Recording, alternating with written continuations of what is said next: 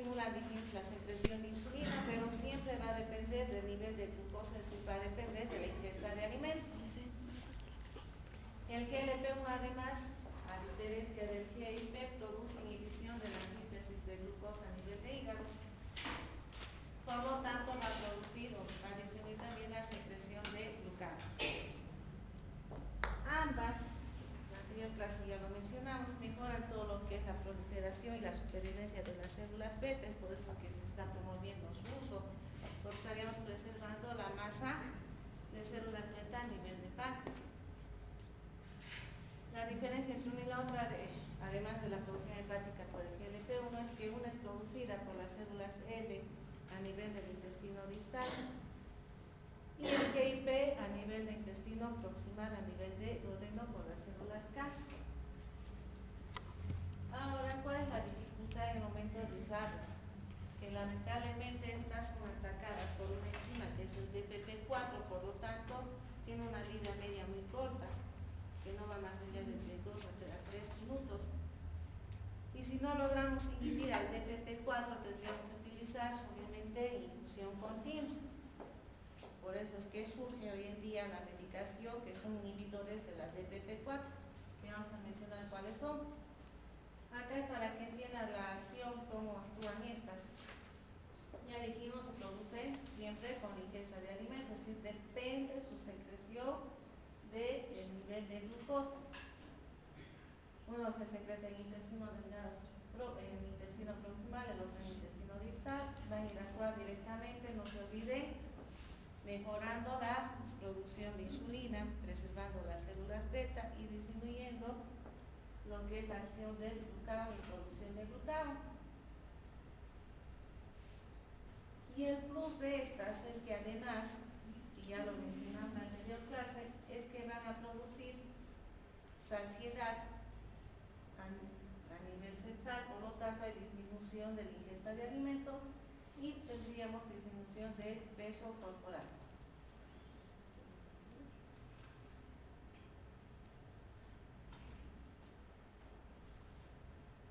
Entonces, nuevamente repetimos, el GLP-1 se segrega o se secreta con lo que es la ingesta de alimentos. Ya lo dijimos, el actual nivel de las células beta depende siempre de la cantidad de glucosa para su producción. Va a producir mayor respuesta a nivel de las células beta y por lo tanto hay menor trabajo por parte de estas. Está incompleto el gráfico tenga que lo complete. Disminuye la producción de glucagón a nivel de las células alfa. Dijimos, produce disminución en la producción de glucosa a nivel hepático. Va a regular el vaciamiento gástrico y sus pluses a nivel central, a nivel de saciedad, promoviendo saciedad y reduciendo el apetito. Esto lo hemos repetido hasta el cansancio, así que no les tiene que quedar duda del mecanismo de acción de las incretinas. Esto es lo que dijimos, que lamentablemente se inactiva rápidamente por reacción del DPP4 y se subida en media en 2 minutos. Por lo tanto, tendríamos que dar en infusión y obviamente esto hace que sea imposible su uso o sea poco práctico el uso en enfermedades crónicas como la diabetes. Y surge justamente la medicación que son inhibidores de la DPP4 y medicación obviamente que simule o sean miméticos del GLP-1. Ahora, ¿cuáles son estas? Los análogos del GLP-1, que además son resistentes al DPP4, son el esenatide, liraglutide, el esenatidelar, el darbepoetina y el bixenatide. Los que tienen actualmente mayor uso son las gliptinas, que son inhibidores directamente del DPP4, que están la sitagliptina,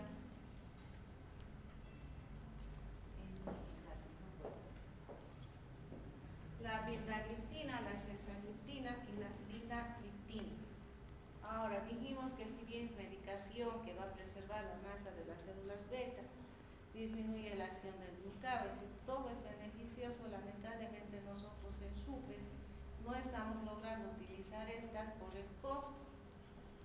En Europa ya están usando en forma masiva y de hecho es de distribución gratuita, por ejemplo en España, siempre dependiendo del tipo de diabetes que tiene el paciente, la evolución, etc.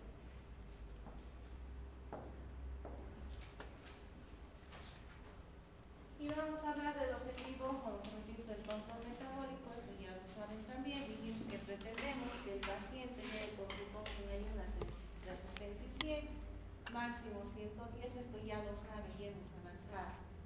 Y en la tercera edad que aceptamos, por son más permisivos, lograr hasta 120 miligramos por decilitro, por el mayor riesgo de los ancianos, justamente de episodios de hipoglucemia. En lo que refiere a la glucosa postprandial no tiene que ser mayor a 140, en la tercera edad aceptamos hasta 150 excepcionalmente. En lo que refiere a la hemoglobina A1C, en otros países pretenden obviamente hemoglobinas más bajas, por debajo de 6.5. Nosotros en nuestro medio estamos manejando menor a 7, debido también a lo que ya acabamos de mencionar, mayor cantidad de episodios tipo glucemia. El colesterol total ya lo saben, menor de 200. El LDL, ya que hay una diferencia, fíjense ustedes, una diapositiva hecha a fin de año versus una diapositiva actual, o lo que se está manejando actualmente. En lo que se refiere al LDL está cambiado y tomamos en cuenta el riesgo cardiovascular del paciente. Si tiene un factor de riesgo cardiovascular, aceptamos por debajo de 100. Si tiene más de un factor de riesgo cardiovascular, tendríamos que lograr por debajo de 70. Ese sería nuestro límite de control cuando se refiere al LDL. Anote, porque voy a preguntar esos niveles cómo están allá. Y si tenemos un paciente que no tiene ningún otro factor de riesgo cardiovascular, podemos aceptar su colesterol LDL entre 130, máximo 140. Esa es la diferencia entre el riesgo cardiovascular, que es lo que tenemos que hacer en la evaluación diaria. En lo que se refiere al HDL, si bien nuestra meta está por encima de 45 en el varón y en la mujer 50, también está el otro consenso que acepta HDL por encima de 40 y 50 en el varón y la mujer respectivamente. En lo que se refiere a los triglicéridos, que ya lo saben, por debajo de 150, el índice de masa corporal pretendemos llevarlos en como peso, excepcionalmente con el sobrepeso, estamos hablando de 18,5 a 25. La presión arterial por debajo de 120/80.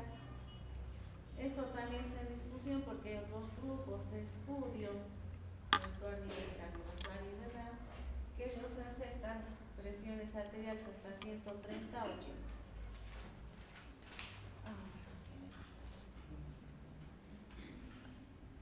Obviamente no se olviden incrementar a esto lo que es el perímetro abdominal, cintura, porque no se olviden que lo que es perímetro de cintura nos va a hablar de riesgo cardiovascular, de obesidad central, visceral. Y dijimos que nuestra meta o nuestro límite es 92 en el varón y en la mujer 80. Algunos manejan hasta 85 centímetros de diámetro abdominal como valor de normalidad con menor riesgo a nivel cardiovascular. Tenemos lo que llaman fallas secundarias a los hipoprocedimientos orales, es decir, pacientes que nunca han logrado cambiar su estilo de vida, que no cumplen con lo que es la dieta, la actividad física, la medicación, y en los cuales se mantiene persistentemente elevado la glucosa por encima de 140 miligramos por decilitro, con hemoglobinas glicadas por encima de 8. En ellos suponemos o tenemos que presuponer que hay una disminución de la función de las células beta. Para hablar de disminución de las células beta, ustedes tienen dos parámetros a evaluar. Uno es el nivel del péptido C, no se olviden que dijimos, midiendo péptido C en orina de 24 horas, nos va a reflejar en forma indirecta la producción de insulina. Si tenemos péptidos C muy bajos en orina, tenemos baja producción de insulina.